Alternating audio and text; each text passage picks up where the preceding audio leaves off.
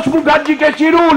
নন্দননগরের Gitanjali community হলের মধ্যে comrade মানস মুখার্জিকে চিনুন। Jatin দাসনগরের community হলের মধ্যে কমরেড মানস মুখার্জিকে চিনবেন? আপনি যান গঙ্গার ধারে, পুরনো সেই কাঠের ভাঙাচোরা জেটিটা পাল্টে গেছে, সেখানে এখন ইস্পাতের নতুন জেটি ঝকঝক করছে। চিনুন কমরেড মানস মুখার্জিকে, তার বিধায়ক তহবিলের উন্নয়নের কাজকে। কমরেড মানস মুখার্জিকে চিনুন। উত্তর 24 পরগনা জেলার প্রথম মেডিকেল কলেজের গর্ব বুকে নিয়ে উঠে দাঁড়াচ্ছে Sagar Dutta medical college. Principal appointed হয়ে গেছে। 127 বেডের হাসপাতালটা আগামী 2 বছর সময়ের ভিতর 1000 বেডের হাসপাতালে পরিণত হবে। আপনি চিনুন কমরেড মানস মুখার্জিকে। তার মধ্য দিয়ে ঢাকুরিয়া থেকে এমপি নির্বাচিত হয়েছেন। বিষ্ণুপুরে পাঠিয়েছিলেন ভবানীপুর থেকে দিদি, এখন ভবানীপুর থেকে পাঠিয়েছেন কামারহাটিতে। বিষ্ণুপুরে আর একবার গেলেন না কেন? কি কি পাপ করে এসেছেন? মানুষ জিজ্ঞেস করলে উত্তর দিতে পারবেন না? রাজনীতির পাপে ভরে যাচ্ছে একটা দল। লোপামুদ্রা মিত্র বিখ্যাত হয়েছিলেন গান গেয়ে, বেনিমাধব বেনিমাধব তোমার বাড়ি যাব, বেনিমাধব তুমি কি আর আমার কথা ভাবো। তৃণমূলের কর্মীরা এখন সেই গানের প্যারোডি করে কবিতা তৈরি করছেন। ফুল দিদি তোমার বাড়ি যাব, ফুল দিদি তুমি কি আর আমার কথা ভাবো। ফুল দিদি বলেছিলে চাকরি দেবে রেলে, চাকরি দেবে তৃণমূলের মিছিলেতে গেলে। মিছিল হলো, মিটিং হলো, চাকরি হলো কই? কেমন হবে আমিও যদি প্রসূন দত্ত হই? পরিবর্তন মানে একটা দলের সঙ্গে একটা দলের পরিবর্তন না। পরিবর্তন জীবনের ধর্ম। পরিবর্তন মানে কৃষির পরিবর্তন, খাদ্যে পরনির্ভরতার থেকে খাদ্যে স্বনির্ভরতার দিকে এগোনো। পরিবর্তন মানে শিল্পের পরিবর্তন। শালবনির বুকে মাথা তোলা এশিয়ার বৃহত্তম ইস্পাত প্রকল্প, রাজারহাটের বুকে মাথা তোলা ভারতবর্ষের বৃহত্তম তথ্য প্রযুক্তির ক্ষেত্র। পরিবর্তন মানে জীবনের পরিবর্তন। আর এই পরিবর্তন সংগঠিত করতে করতে কামারহাটি তথা গোটা পশ্চিম বাংলার বুকে যে শান্তির পরিবেশ আজকে বিরাজমান। কলেজে যাওয়া ছেলেটা স্বপন কোলে বাড়ি ফেরেনি। কলেজে যাওয়া সৌভিক হাজরার চোখ উপড়ে নিয়েছিল ওরা। আমাদের হীরালাল কলেজে পড়তে আসা সাবিনা খাতুনের নমিনেশন পেপার হাত থেকে কেড়ে নিয়ে ছিঁড়ে ফেলেছিল ওরা।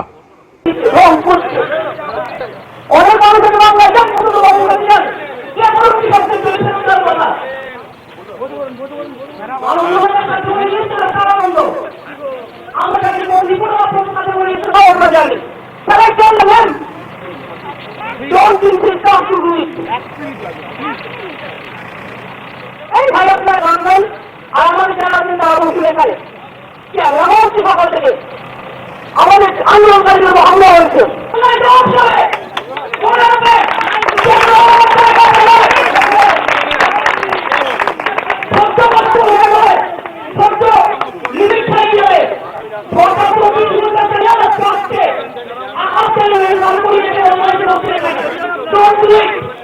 বেশি কিছু বললেন আমরা হাত ধরে অনুরোধ করবো, আপনারা যদি সিকিমে চলেন আমাদের দরকার আপনারা আসতে হবে না, আপনারা ভালো থাকবেন। রাজনীতি এটি হয়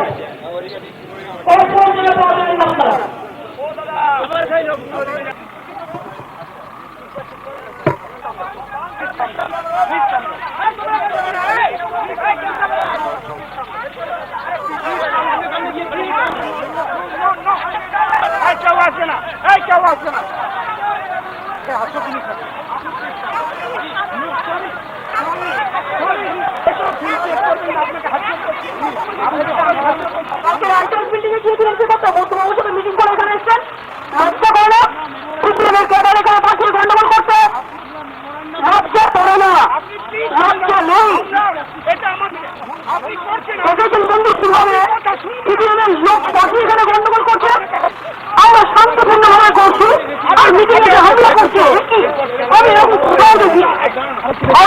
কোনো পর্যায়ে কিন্তু লক্ষ্যে বন্ধ হয়ে যাবে।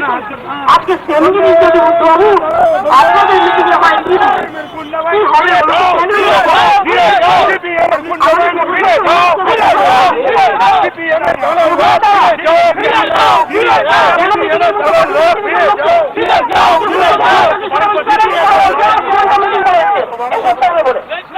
আমি যদি মিথ্যা কথা বলি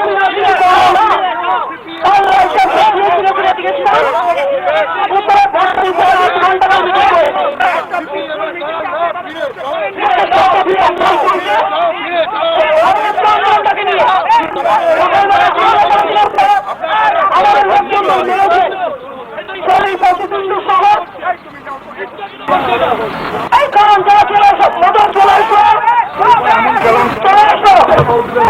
এরা হচ্ছে টাটার দল টাটার টাকার কথা বিক্রি হয়ে গেছে কারণ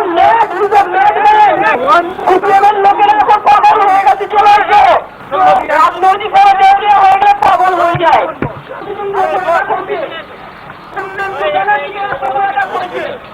সাধারণ মানুষ আমরা এখানে গন্ডগোল পাকাতে আসিনি মাপতে হয় মানুষের কাছে সে কতটা গ্রহণযোগ্য।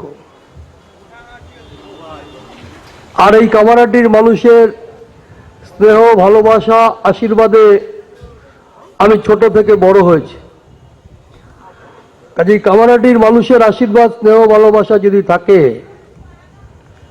তাহলে হেভি ওয়েট কি মাঝারি ওয়েট বা কে কত বড় ওয়েট লিফটার বা কে কত বড় হুঙ্কার দেনেওয়ালা লোক সে কামারহাটির মানুষ কখনো বিচার বিবেচনা করে না। 184টা রেল প্রকল্প 11ই জানুয়ারি পর্যন্ত মমতা ব্যানার্জি শিলান্যাস করেছেন। 184টা প্রকল্প, আর 11ই জানুয়ারি থেকে আজ পর্যন্ত যা করেছেন সেটা এর সাথে যোগ করতে হবে। রাজনীতিতে একটা কথা আছে, সবে একটা পার্টি ক্ষমতায় গেলে 2-6 মাস তাকে বেশি প্রশ্ন করতে নেই। নতুন এসেছে, বুঝতে সময় লাগবে, দু একটা ভুলও করে ফেলতে পারে, কিন্তু এখন গালমন্দ করো না। রাজনীতির পরিভাষায় বলে এটা হচ্ছে হনিমুন পিরিয়ড। বিয়ে করার পরে ছেলে মেয়েরা যেমন কিছুদিন বেড়াতে যায়, তখন উড়ে বেড়ায়, তখন কিছু বলতে যেও না, যা পাচ্ছে করছে, আস্তে আস্তে ঠিক হবে, বকাবকি করো না। পলিটিক্সে হচ্ছে 6 মাস নতুন সরকারকে বকাবকি করো না। তো শ্রীমতী এবং হাফে ডজন সীমান আমাদের পশ্চিমবাংলা থেকে যারা মন্ত্রী হয়েছেন তাদের তো হনিমুন শেষ। 6 মাস, 8 মাস, 10 মাস, 1 বছর, 1.5 বছর, 2 বছর তো হলো। এবার মানে কিছু তো জবাব দিতে হবে। আমাকে যেমন জবাব দিতে হবে, বুদ্ধদেব ভট্টাচার্যকে যেমন জবাব দিতে হবে, মমতা ব্যানার্জিকে তো জবাব দিতে হবে। জবাব দিতে হবে না সৌগত রায়কে। 2 বছর ধরে দিল্লির তুমি একটা মন্ত্রী, দুটো কাজ বলো তুমি পশ্চিমবাংলার জন্য করেছো। শিশির অধিকারীকে জবাব দিতে হবে না, দীনেশ ত্রিবেদীকে জবাব দিতে হবে না, সুলতান আহমেদকে জবাব দিতে হবে না, এই যারা মন্ত্রী হয়েছে, জাটুয়া, দুটো কাজ বলো, 3টে কাজ বলো। তুমি একটা হেলথ মিনিস্টার দীনেশ ত্রিবেদী, তুমি এত বড় রাজ্যের থেকে মন্ত্রী হয়েছে, তুমি দুটো কাজ করেছো বলো। মমতার সাথে প্লেনে দিল্লি যাওয়া আর আসা ছাড়া আর কি করেছো? মুকুল রায় জাহাজের মন্ত্রী, সারাক্ষণ মমতার সাথে ঘুরঘুর করছে।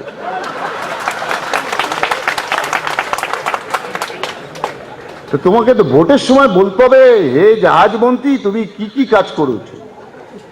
হলদিয়া বন্দরে জল কমে গেছে, সেখানেতে জাহাজ ভিড়ছে না। এখন কর্পোরেশনের কলকাতা পোর্টের চেয়ারম্যান মিনা, আমাদের অফিসার আইএস অফিসার কলকাতা পোর্টের চেয়ারম্যান, সে আমার কাছে এসে বলল, স্যার আর কোনো জায়গা নেই, একমাত্র আপনার ইটভাটা করার জন্য হলদিয়া একটা বিশাল জায়গা পড়ে আছে, আপনি যদি জায়গাটা দেন তাহলে আমরা হলদিয়ার ওই দিকটাতে পোর্টটা একটু ঠেলে আনতে পারি, জাহাজ ওই দিকটায় জল পাবে।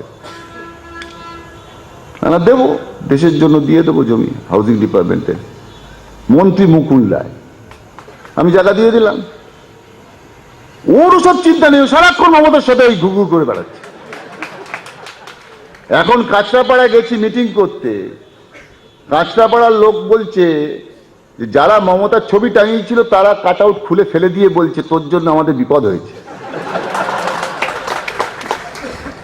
ওয়াগান ফ্যাক্টরির কাঁচরাপাড়াতে শিলান্যাস করে দিয়ে আসলো। যে কারণে দেখবেন মমতা ব্যানার্জি চেয়েছিল গত পুজোর সময় যাতে ভোট হয়। ও গত পুজো থেকে লেগেছে ভোট কাল হবে, কাল হবে, কাল হবে।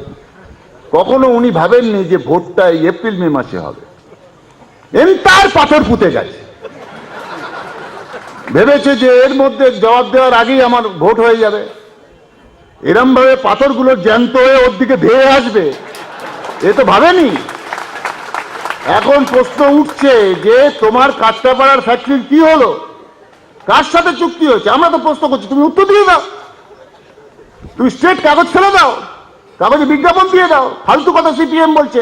কাঁচরাপাড়া ফ্যাক্টরির এই কাগজ এই মন্ত্রিসভায় পাস, এই অর্থ দপ্তরে পাস, এই প্ল্যানিং কমিশনে পাস, এই রেলওয়ে বোর্ডে পাস, এই প্রাইভেট পার্টনারের সাথে এগ্রিমেন্ট, এই হচ্ছে ব্যাপার, এই বৃত্তান্ত সব দিয়ে দাও। কিচ্ছু দিতে পারবে না, ডানকুনি কিচ্ছু দিতে পারবে না। 15 দিন আগে পার্লামেন্টে জয় ভাষণ দিচ্ছিলেন উনি। সেই জয় ভাষণের সময় বক্তৃতা দিচ্ছিলেন, ইংরেজিতে বলছিলেন যে coach factory in Kanchrapara, in Dankuni আর ইন দ্য প্রসেস। তো প্রসেস মানেটা কি? প্রসেস মানে তো আমরা মন্ত্রী জানি এটা কি কথা। এর মানে চলছে, আলোচনা চলছে। তো আলোচনা চলছে, কিছুই ফাইনাল হয়নি, পাথরটা পুঁততে গেলে কেন তুমি? এখন সব লোকে জানতে পারছে। আদ্রাতে গিয়ে এনটিপিসির সাথে বিদ্যুৎ কেন্দ্র করবে, 7,500 কোটি টাকা খরচা হবে। কয়েকটা শাল গাছ কেটে, ইউক্যালিপটাস গাছ কেটে টেটে মঞ্চতঞ্চ করে পাথর পুঁতে দিয়ে আসলো। এখন এনটিপিসির চেয়ারম্যান যে বাঙালি একজন, এনটিপিসির এখানে অফিস করার জন্য আমার কাছে এসেছিল, আমার সাথে এমনি পরিচয় আগে থেকে ছিল, এনবিসিসির চেয়ারম্যান ছিলেন। বলে স্যার আমরা অনুষ্ঠান করেছি কিন্তু কিছু ঠিক হয়নি। বলে আমরা যদি একটা কিছু পাওয়ারের ব্যাপারে কিছু ঠিক করতে হয়, আমাদের পাওয়ার ডিপার্টমেন্টে ভারত সরকারের অনুমোদন লাগবে। কোথা থেকে 7,500 কোটি টাকা হবে, কে দেবে, রেল কত দেবে, আমরা কত দেবো, পাওয়ার কতটা তৈরি হবে, কতটা রেল পাবে, কতটা আমরা পাবো। আমরা কোথাও পাওয়ারে যেতে পারি না যদি কিছুটা পাওয়ার আমরা ন্যাশনাল গ্রিডে না নিতে পারি। দেবেই না পাওয়ার ডিপার্টমেন্ট। কিচ্ছু ফাইনাল হয়নি, ও পাথর পুঁতে দিয়ে চলে আসলো। এইরকম ভাবে সব জায়গাতে যদি করেন উনি, তারপরে হচ্ছে জমি যে দেবে তাকে চাকরি দেবো। তো সাকরাইলে সেসব শুনেছে, সেই শুনে তৃণমূলের লোক, সিপিএম এর লোক তারা মিছিল করে, দিদিমণি যেদিন ফ্যাক্টরির জন্য পাথর পুঁততে গেছেন মিছিল করেছে, গিয়ে বলছে যে আপনি বলেছিলেন যে জমি দিলে, আমরা জমি দিয়েছি, আমাদের চাকরির ব্যবস্থা করুন। বলে সব সিপিএম পাঠিয়েছে। বললাম সিপিএম এর কি আছে, এটা আপনি বলেছিলেন তো। বলো সাঁকড়াইলে ফ্যাক্টরি করবোই না, আমি চললাম অন্য জায়গায় করবো। আরে অন্য জায়গায় কোথায় করবি? যেখানে করবি সেখানেই তো গন্ডগোল হবে। মাঝে আমি শিলিগুড়িতে গেছি, আবার পরশুদিনও ঘুরে আসলাম। এর আগের বারটায় আমাকে শিলিগুড়ির নেতারা বলছে যে মমতা ব্যানার্জি শিলিগুড়িতে আসলে আগে 7 দিন আগে থেকে শহর চনমন করত। তো আমাকে নুরুল ইসলাম আমাদের ছাত্র নেতা ছিল, মেয়র ছিল, এখন অপোজিশন লিডার, বলছে গৌতম দা মাঝে পরশুদিন মমতা ব্যানার্জি আসলো এখানে রেলের একটা অনুষ্ঠান করতে, এয়ারভিউ হোটেলের সামনে, যেখানে দার্জিলিং যাওয়ার টিকিট আগে কাটা হতো। আসলো, গেল, একটা মিটিং করলো, বেশি কিছু হুড়োহুড়ি হলো না, কিছু লোক হয়েছিল। বলো কিন্তু তার চাইতে বড় কথা বক্তৃতা দিলেন কি, দেখুন সিপিএম আমার পেছনে কিরকম লেগেছে জানেন আপনারা? এই যে আমাদের গাড়ি, রেলগাড়ি এখান থেকে যায় আসামে জঙ্গলের মধ্য দিয়ে, সিপিএম হাতি, জঙ্গলের হাতি রেল লাইনে গায়ে ঠেলে দিচ্ছে, আর রেলের সাথে হাতি ধাক্কা লাগছে, হাতি মারা যাচ্ছে, আর বলছে হাতিকে চাপা দিচ্ছে মমতার রেল। আমরা সিপিএম হাতিদের মিটিং করে হাতিদের বুঝিয়ে বাজিয়ে বলছি যে সুইসাইড স্কোয়াডের মেম্বার হও, তোমরা মমতা রেলের তলায় যাও, আমাদের সুবিধা হবে।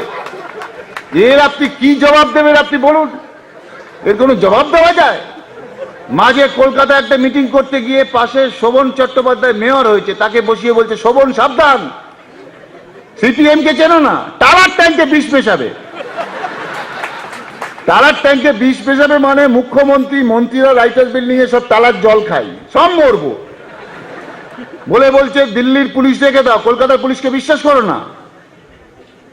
আর সেই শোভনকে শীতকালে একটা সুইমিং পুলের উদ্বোধনের সময় মারলো পেছনে লাঠি, জলে গিয়ে পড়লো। ঠান্ডার মধ্যে মেয়র কোমর সমান জলের মধ্যে পড়ে আছে, সবাই হাসছে, মেয়রও হাসছে। কি বলবেন আপনি? মাঝে আমি রেলমন্ত্রী হওয়ার পরে বললো, আমি বক্তৃতা দিলাম রাজারহাট দিয়ে মেট্রো রেল নিয়ে যাবে। আমি দেখলাম একটা ভদ্রতা করি, আমার সাথে আগে 2-4 বার কথা হয়েছে, দেখাও হয়েছে। আমি জ্যোতি বোসের বাড়িতে নিয়ে গেছি, বুদ্ধদার সাথে একটা মিটিং এর ব্যবস্থা করিয়েছি, 2-10 বার ফোনেও কথা হয়েছে, দেখা সাক্ষাৎ হয়েছে। তো আমি ওনাকে একটা চিঠি দিলাম ভালো করে, যে আপনি রেলমন্ত্রী হয় খুশি, বাংলার লোক, আপনি রাজারহাট দিয়ে এয়ারপোর্টে মেট্রো রেল নিয়ে যাবেন জেনে আরো খুশি। আমি রাজারহাটে শহরের সাথে যুক্ত, তো আপনি একটা সরকারি অনুষ্ঠানে আসুন, এখানে মন্ত্রী হিসেবে আসুন। প্রধানমন্ত্রী বাজপেয়ীকে আমি নিয়ে এসেছিলাম একটা অনুষ্ঠানে, রাষ্ট্রপতি নারায়ণকে নিয়ে এসেছিলাম, প্রণব মুখার্জি অন্তত 20টা অনুষ্ঠানে এসছে, অমর্ত্য সেন এসছে, বাংলাদেশের হাই কমিশনার এসছে, গুলাম নবী আজাদ এসছে, অরুণ শৌরি এসছে, অজিত পাঁজা এসছে। আপনি একটা অনুষ্ঠানে আসুন। ভালো করে একটা চিঠি লিখলাম, আপনার মুখ্যমন্ত্রীতে অ্যালার্জি, মুখ্যমন্ত্রী দরকার হলে থাকবে না। ওটা লিখলাম না, আমি মুখে খবর পাঠালাম, কোনো জবাবই দিল না। তো কদিন জবাব না দেওয়ার পরে আমি টেলিফোন করলাম, টেলিফোন ধরে না। তারপরে আমি সাংবাদিকদের বললাম, এই তো প্রধানমন্ত্রীকেও পাওয়া যায় চেষ্টা করলে, কিন্তু পাচ্ছিই না, একে একটা অনুষ্ঠানে আমন্ত্রণ জানাবো, পাচ্ছিই না। তো সাংবাদিকরা মমতা ব্যানার্জিকে বলেছে যে আপনাকে এরকম গৌতমবাবু চিঠি দিচ্ছে, ফোন করছে, আপনি তো কিছু জবাবই দিচ্ছেন না, ফোন ধরছেন না। বললো আগে আমি ধরতাম, এখন ধরি না। বলে কেন? বললো মাঝে উনি ফোন করে আমাকে ধমক দিয়েছেন। আচ্ছা, মমতা ব্যানার্জি যা মহিলা, তাকে ধমক দেওয়া কারোর সম্ভব? একে বিশ্বাস করবে? তবু আমি দেখলাম this is a serious charge আমার বিরুদ্ধে। দিল্লির একটা মন্ত্রী, তাই মহিলা, তাকে আমি ধমক দিয়েছি, আমার তো জেলে যাওয়ার কথা। আমি বললাম যে দেখুন, আপনার সাথে আমার যা কথা হয়েছে, ওই দিন কথা হয়েছে টেলিফোনে, ঠিকই বলেছিলেন, 8 মিনিট 10 মিনিট আপনার সাথে আমার টেলিফোনে যা কথা হয়েছে, আপনি রাজি থাকলে আমি টেলিফোন অফিসের সাথে কথা বলে একটা টেলিভিশন চ্যানেলে ওই 10 মিনিটের কথা সবটা বাজিয়ে দেবো, দেশের লোক সবটা শুনবে। আমরা তো টেলিফোনে প্রেমালাপ করিনি, অন্তত 2জন মন্ত্রী কিছু কথা বলেছে, তো দেশের লোক সব শুনবে। যদি তার মধ্যে বেরোয় যে আমি আপনাকে ধমক দিয়েছি, আমি ওখান থেকে বেরিয়ে রাজনীতি করা ছেড়ে দিয়ে চলে যাব, আপনি কি করবেন বলুন? চুপ। আমাকে কিছু কলকাতার পুরনো সাংবাদিক বললো, চুপ করলো, আপনি চুপ করবেন, আপনি মাঝে মধ্যে এটা বলে যাবেন। না, ভদ্রলোকের ছেলে, রোজ রোজ একই কথা ফালতু বলা যায়? তবে 2-1 সময় আমি স্মরণ করিয়ে দেবো সেই হুমকিটার কি হলো দিদিমণি। কোনো জবাব নেই। রোজ এরোপ্লেন ধরার জন্য রাজারহাটের উপর দিয়ে এরোপ্লেন ধরতে যায়, রাত্রিবেলা নামলে পরে রাজারহাটের রাস্তাটা যেহেতু ভালো, ওই রাস্তা দিয়ে যায়। আমাকে পার্থ চ্যাটার্জি, তৃণমূলের নেতা, বলছে যে গৌতমবাবু একদিন মমতা যেতে যেতে বলছে আমাকে, আচ্ছা পার্থদা, এত যে সব বাড়ি হচ্ছে এখানেতে, এসব বাড়ি বিক্রি তো হচ্ছে? আমি বললাম হ্যাঁ তো হচ্ছে। তো তাহলে শুনি লোকের পয়সা নেই, তো এত বাড়ি বিক্রি হচ্ছে কিনা, কি করে? একটা জিজ্ঞাসা আর কি, অর্থনীতি তো মাথায় বেশি খুব একটা নেই, তো ওর মতো একটা বোঝালো নানান বিষয়। আমার ভালো, রাজারহাটটা ওর যদি পছন্দ হয়ে থাকে। আর ওর লোকেরা ছিল, আমার কমিটিতে ছিল তৃণমূলের এমএলএ, ব্লক চেয়ারম্যান, তৃণমূলের নেতা, কংগ্রেসের নেতা, সবাইকে নিয়ে আমি কমিটি করেছি, সাহায্যও করেছে, এ ব্যাপারে কোনো সন্দেহ নেই। তলার দিকে তৃণমূলের লোকেরা, আজকেও তো বিশাল মিটিং ছিল নিউ টাউনের। তো হঠাৎ বলছে যে এখন আমি রাজারহাট দেখব এবং এর শেষ দেখে ছাড়বো। আপনার হঠাৎ মাথা গরম হলো কেন? রাজারহাট কি অন্যায় করলো? একদিন তো ঠিক ছিলেন। বলো না, আমার অনেক প্রশ্ন আছে এবং এর শেষ দেখে ছাড়বো আমি। তাহলে এর শেষ আপনি দেখতে যাবেন না, এর শেষ দেখতে গেলে আপনার ওয়াটারলু হবে, আপনার শেষ হবে। আপনার প্রশ্ন কি আছে বলুন? তো কিছু প্রশ্ন করলেন, ওর দলের লোকেরা প্রশ্ন করলো, আমি 2টো মোটা মোটা বই ছাপিয়ে সমস্ত প্রশ্নের উত্তর দিয়ে 2টো মহিলা অফিসারকে দিয়ে বললাম ওর বাড়ি দিয়ে আসুক। ওর বাড়ি গিয়ে পৌঁছে দিয়ে এসেছে। এ পড়েছে কি পড়েনি আমি জানি না, সেই থেকে চুপ করে আছে। আমি তৃণমূলের অনেক নেতাকে বলি, আপনারা যখন যান, মমতা ব্যানার্জি যখন যায় বর্ধমানে মিটিং করতে, বাঁদিকে যখন তাকান সিঙ্গুরের কারখানাটার দিকে, যে কারখানা দিয়ে 1 মাস বাদে গাড়ি বেরোতো, আলো ঝলমল করতো, হাজার হাজার দোকান বাজার বাড়িঘরদর হয়ে যেত, একটা শহর হয়ে যেত, সেটা একটা লাশ কাটা ঘরের মতো পড়ে থাকে। বাঁদিকে তাকালে পরে দেখতে পারেন। একটু বুকটা কাঁপে না আপনাদের? এটা পারলেন এটা করতে? বিধানরায় কল্যাণী করলেন, সল্টলেক করলেন, ব্যান্ডেল করলেন, দুর্গাপুর করলেন, হলদিয়া বন্দর করলেন, এনজিপি স্টেশন করলেন। প্রত্যেকটা করার জন্য হাজার হাজার একর জমি নিয়েছেন বিধানরায়। এখানে পুরনো কিছু লোক তো আছেন। জ্যোতি বোস তখন এমএলএ ছিলেন, এখানে ওনারা তখন পার্টির লোক। পুরনো কমরেডরা, বিশু দাসরা, শান্তি ঘটকরা বেলঘরিয়া মিছিল করছে, সল্টলেক হতে দেবো না, কল্যাণী হতে দেবো না। এরকম কেউ দেখেছেন কোনোদিন? জ্যোতি বোস চেঁচাচ্ছে? কখনোই না। আজকে সল্টলেক শহর গড়ে উঠেছে, কল্যাণী গড়ে উঠেছে, কোথায় বিধান রায়? জ্যোতি বোস 95 বছর বয়সে মারা গেলেন। মারা যাওয়ার সময় চোখ দুটো দিয়ে গেলেন, যে চোখ দুটো খুলে দুটো লোককে দিয়ে দিও, দুজন লোকের যদি অন্ধ যদি চোখটা নিয়ে বাঁচে। আর দেহটা বললেন না পুড়িয়ে, ওটা ডাক্তারি ছেলেদের দিয়ে কাটাছেটা করে তোমাদের যদি কাজে লাগে দেখো। তো জ্যোতি বোস সল্টলেক ইলেকট্রনিক্সটা করলেন, আইটি। সারা বেলঘরিয়া কামারহাটি থেকে 5টা ছেলে মেয়ে আপনি এনে দাঁড় করাবেন 7 দিনের মধ্যে, যে বলবে যে সল্টলেকের আইটিতে আমরা কাজ করতাম জ্যোতি বোস মুখ্যমন্ত্রী হওয়ার আগে, একটা ছেলে মেয়ে খুঁজে পাবেন না। 14টা নতুন মেডিকেল কলেজ হয়েছে।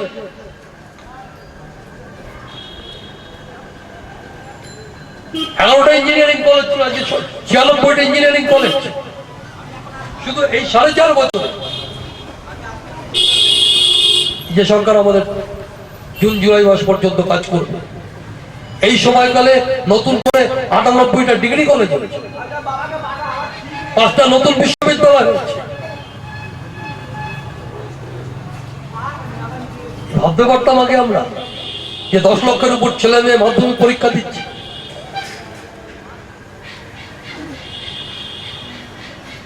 তাই মানুষ তার জীবনের অভিজ্ঞতায় মিলিয়ে নিচ্ছে কি ছিল কি আছে।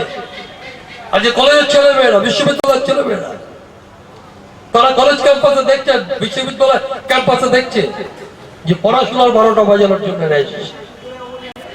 আর একদল ছেলে মেয়ে যাতে পড়াশোনা ঠিক মতো নয় তার জন্য লড়ে যাচ্ছে, প্রাণ দিচ্ছে। আমি 71-এ পরীক্ষা দিলাম গোড়ার দিকে, তখন 11 ক্লাসের উচ্চ মাধ্যমিক। আমার ফর্ম বেরোলো জানুয়ারি মাসের গোড়ার দিকে। 1971 সাল কলকাতা বিশ্ববিদ্যালয় একটা পরীক্ষা হলো, আমাদের স্বাধীন, আমাদের গর্বের কলকাতা বিশ্ববিদ্যালয়। তাই মানুষ তার অভিজ্ঞতায় বুঝছেন যে ভয়ঙ্কর শক্তি কি চাইছে এরা, কি পরিবর্তন চায়। স্কুলের ছেলে মেয়েরা যাচ্ছে, কলেজের ছেলে মেয়েরা যাচ্ছে, পড়াশোনা করছে, ফিরে এসে ঝাঁচকচকে ছেলে মেয়েরা ইঞ্জিনিয়ারিং পাস করে, কম্পিউটার সায়েন্স পাস করে সল্টলেক ইলেকট্রনিক্স কমপ্লেক্সে চাকরি করতে যাচ্ছে 1 লক্ষ ছেলে মেয়ে। এর পরিবর্তন চায়। এই ইলেকট্রনিক্স কমপ্লেক্স তো আমরা কবে করতে চেয়েছিলাম, জ্যোতিবাবু যখন মুখ্যমন্ত্রী ছিলেন, সরকার তৈরি করার পরেই। তখন কি বলা হয়েছে যে সীমান্তবর্তী রাজ্য পশ্চিমবাংলা, এখানে পারমিশন দেওয়া হবে। আমরা থেমে নেই। একইভাবে ওদিকে তাকিয়ে দেখুন, আমাদের বৃষ্টি এজেন্সির জমিতে, ইনসিরামিক্সের জমিতে একের পর এক ছোট ছোট কারখানা, শালপাতা বাগানে ইন্ডাস্ট্রিয়াল কমপ্লেক্সে একের পর এক ছোট ছোট কারখানা, হাজার হাজার মানুষ সেখানে কাজ করছে। গত 2 বছর ধরে সরকার চালাতে দিচ্ছে না, পারলে আমরা যা করতে যাবো তাই বাধা। যে আমি সরকার তৈরি করলে প্রথম রাজনৈতিক বন্দীদের মুক্তি দেবো। কারা রাজনৈতিক? ওনার ভাষায় তো ছাত্রদের মাত্র রাজনৈতিক বন্দী। ওনার ভাষায় তো ভাবি মাহাতো, যে তৃণমূলের কর্মী ছিল, পরে জনসাধারণের কমিটির সদস্য, সিবিআই গ্রেপ্তার করেছে। এখানে সেই কাণ্ডে 150 মানুষ প্রাণ চলে গেল এই নাশকতায়। তারা রাজনৈতিক কর্মী, এদেরকে মুক্ত করে দেবেন, যৌথ বাহিনী তুলে নেবেন। মানেটা গোটা পশ্চিমবাংলাকে জঙ্গলমহল বানানো, গোটা পশ্চিমবাংলাকে লালগড় বানানো। অশোক ভট্টাচার্য দার্জিলিং এ যেতে পারবে না, বুদ্ধ ভট্টাচার্য দার্জিলিং এ যেতে পারবে না। সেই দার্জিলিংকে রক্ষা করার জন্য পশ্চিমবঙ্গ যাতে টুকরো টুকরো হয়ে না যায়, তাকে রক্ষা করার জন্য সিপিআইএম এর কর্মীরা আক্রান্ত হচ্ছে।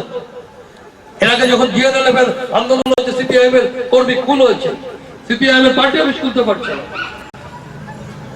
আর রেলমন্ত্রী যখন যাচ্ছেন তখন শাক বাজিয়ে ফুল দিয়ে তাকে সম্বর্ধনা জানাচ্ছে। কিসের কি চান আপনার? গোটা রাজ্যকে ভাগ করতে চান? গোটা রাজ্যকে জঙ্গলমহল লালগড় বানাতে চান? মানুষ তার অভিজ্ঞতা বুঝেছে যে এই পার্লামেন্ট নির্বাচনের পর থেকে যা শুরু হয়েছে গোটা পশ্চিমবঙ্গ, একটা নৈরাজ্যের রাজত্ব আমদানি করে, একটা অশান্তির বাতাবরণ তৈরি করে, যে পশ্চিমবাংলার মানুষ অনেক লড়াই সংগ্রামের মধ্য দিয়ে আজকে পশ্চিমবাংলায় শান্তির রাজত্ব প্রতিষ্ঠা করেছেন, সেই মানুষ এটাকে মেনে নেবে। আপনি এখন শঙ্কিত হন না? 5 বছর আগে শঙ্কিত হতেন? বাড়ির মেয়েটা যদি ফিরতে রাতে দেরি করতো, এখন মনে একটা শঙ্কা আছে যে রাতে ফিরতে তো দেরি করছে, কি ব্যাপার। কিন্তু আজ থেকে 3 বছর আগেও মানুষ নিশ্চিন্ত মনে থাকতেন, নিরুদ্বেগে কাটাতেন যে কোনো পারিবারিক অনুষ্ঠানের কাজ সেরে, বিয়ে বাড়ির কাজ সেরে আমার মেয়েটা 11টা 12টায় বাড়ি ফিরছে নিশ্চিন্ত। এখন কলেজে গেলে, বিশ্ববিদ্যালয়ে গেলে ছেলে মেয়েরা যদি 1 ঘন্টা দেরি করে আসতে, বাবা ঘন ঘন ফোন করে, কিরে তুই কোথায়?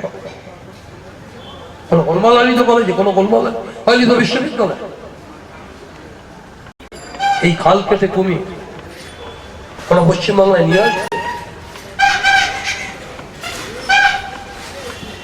তাই পশ্চিমবাংলার মানুষ বুঝছেন অভিজ্ঞতা।